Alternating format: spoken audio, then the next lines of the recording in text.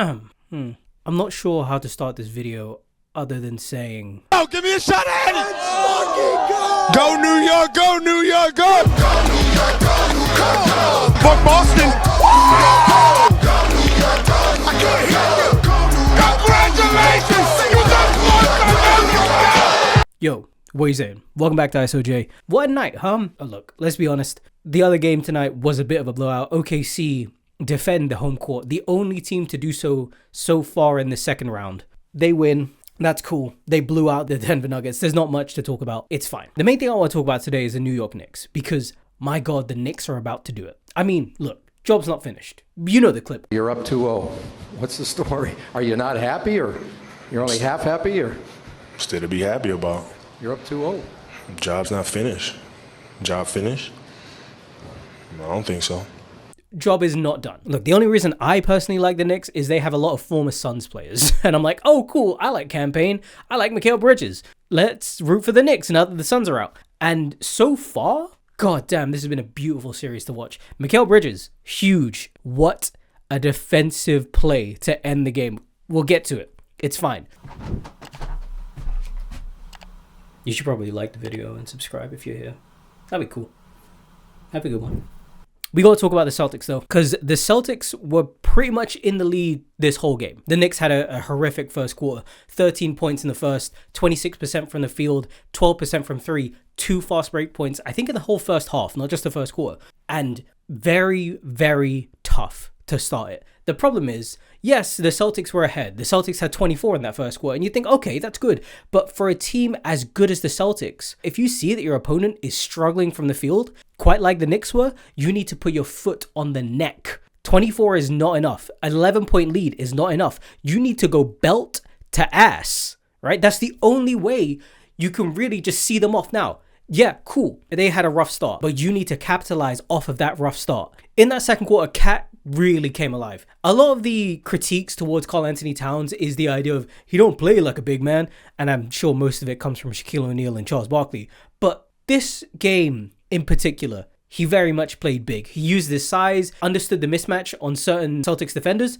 Great work in the paint from him. A lot of and ones, good rebounding, really kept them alive in this one. By the same coin, so did Jalen Brown. Jalen Brown hit 11 points in that second quarter, 17 in that first half. Jason Tatum struggled too, 2 points in that first half. This is an all-NBA guy. This is one of the best players in our league. For him to be struggling in the way that he is in these past 2 games, to be honest, I don't think he's had that great of a playoff so far. So where are the points coming from? This is a low-scoring affair. I think final is like 92-90, 91-90, something along those lines. And for Jason Tatum to not be producing in the way that he is does worry me a bit. Obviously, they lost game 1 at home. There were points in this game, especially in that second quarter, in that third quarter, where the Celtics felt like they were running away with it, right? You felt like this is the revenge game they wanted. They're up 20 in the third. Cool. Surely it doesn't happen again, right? Oh, lo and behold. For some reason, I feel like this Celtics team are settling way too much. Jason Tatum is not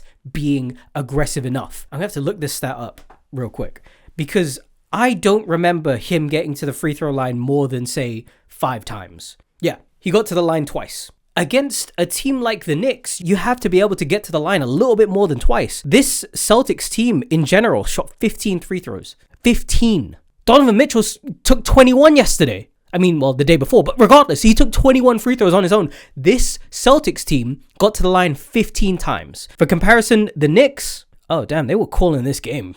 Like, there were no fouls in this game. Okay, comparatively, the Knicks got to the line 10 times. Is this the whole game? No, this is the whole game. I missed this in my notes. I did not see the incredibly low number of free throws. But regardless, my point still stands of I want someone like Jason Tatum to be able to get to the line to actually be more aggressive. This Celtics team is settling far too much for my liking. And yeah, I get it. Like for this series, I'm very much rooting for the Knicks, but I'm rooting for a good series regardless. This is not my team of choice. This is not something that like, I love the Knicks, I'm a diehard. No, I want to see a good series of basketball. When I first predicted this series, I thought it would go to 7.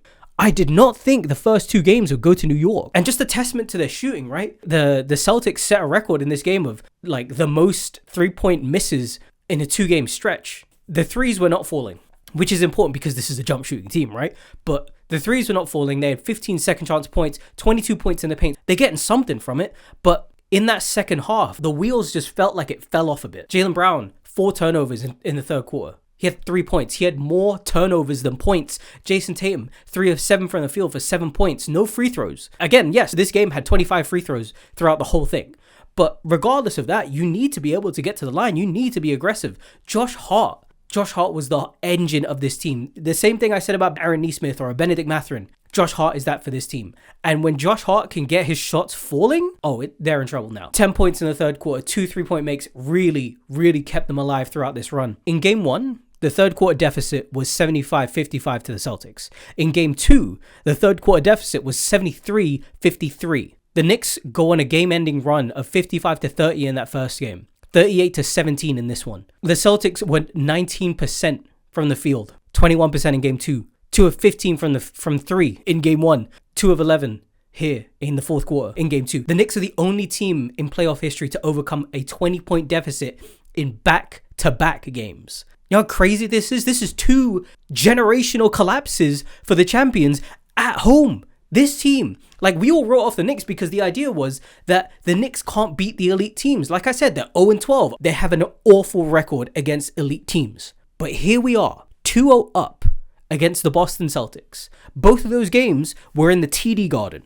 Yeah, not that Garden. The Knicks, as a team, were constructed to beat the Boston Celtics. You know, you don't go and get OG Anunoby. You don't go and get Mikal Bridges if your thought is, we have to deal with Philly. Or we have to deal with Cleveland. You get those 2 guys because they are the ones who can help you beat Boston. And I think if you can beat Boston, you have a damn good chance to make it the whole way. But yeah, that third quarter, again, we'll go back to it because I think this is the most important part of the game. The Celtics looked like they were in final form again. You know, it looked like they were ready to take this game, go straight belt to ass. But they dropped the belt. At this point, you're going hand to ass, and judging by your 3-point percentage, you're missing the ass. The Knicks do have the talent to give the Celtics hell. But the problem I'm seeing in this series is that it feels like the Celtics aren't taking this seriously enough. They coasted round 1 against the Magic, but that's because it's against the Magic. It's fine. You can coast against them.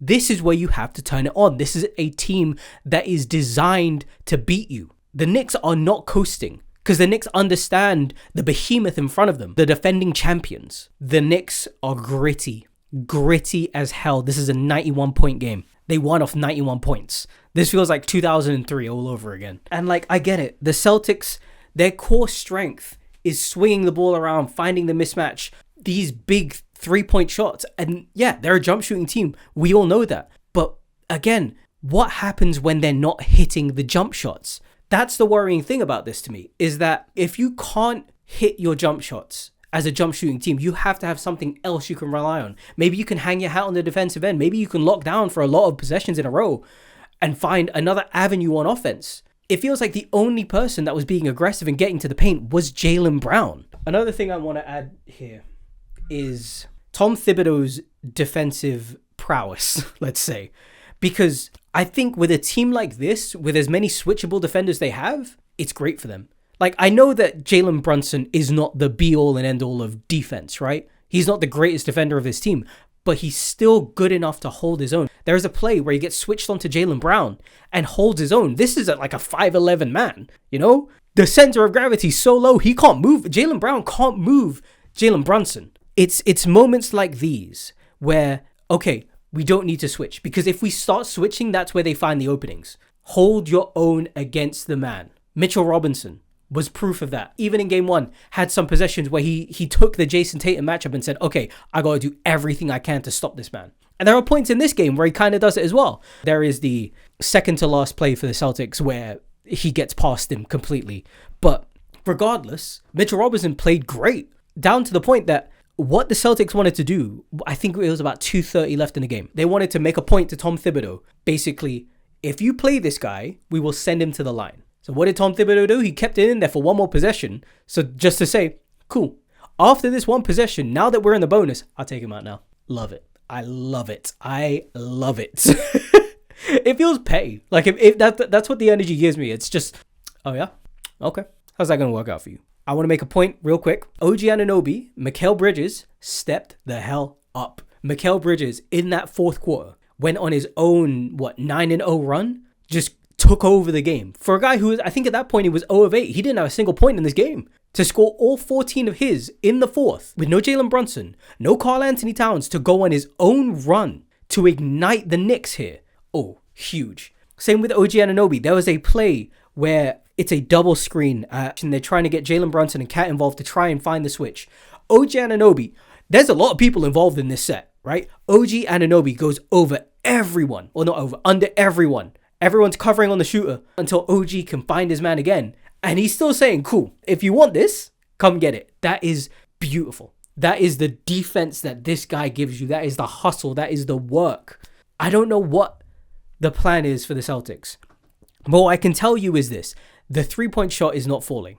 Maybe it starts falling because you never know. On the day, maybe it clicks. Maybe they find the bottom of the net and they're unstoppable. But for right now, it's not looking good. Do you stick to your guns? Do you stick to the style that made you an NBA champion? Or do you innovate? Do you find a new way to deal with this defense? Do you find a new way to get your shots up? Because Jason Tatum cannot have a game like this again. Absolutely cannot. Even when last year, when he wasn't being as effective offensively in shooting the ball and scoring the ball, he found other ways to be useful. But it feels like he can't do that here. He checks in the game with 5 minutes left. And I think this is the big point I want to give about this series so far, is that when I see Jalen Brunson coming down the court with 2 minutes to go, I'm afraid of Jalen Brunson and what he can do on the court. As someone who is like in this series rooting for the Knicks, I'm like, ooh, what's he going to do? Clutch player of the year. What's he going to do? Jason Tatum is a better player. I don't feel that same level of fear when I watch Jason Tatum in the clutch than I do with Jalen Brunson. Yes, he's more skilled. Yes, he's got the size, the athleticism. But why am I afraid of Jalen Brunson more than you? I don't know. The Celtics in that fourth quarter went 8 minutes without scoring. They scored 4 points in that stretch. 3 of those were broken plays, and they weren't able to actually get anything going. It was awful. Like Jason Tatum just seems like he can't score in this series. He ended this game 5 of 19. He missed a lot of easy layups and some real simple open threes. It's an awful game. He needs to have a superstar level performance. But let's talk about the ending, because this game was close. There are a lot of these times where I think I'm only going to watch until like the second half starts. I'm in the UK. I don't want to stay up till 3 a.m. every day. I am staying up till 3 a.m. every day. That's what's been happening. Okay. Second to last play for the Celtics. They're down 1. What do? They give the ball to Jason Tatum.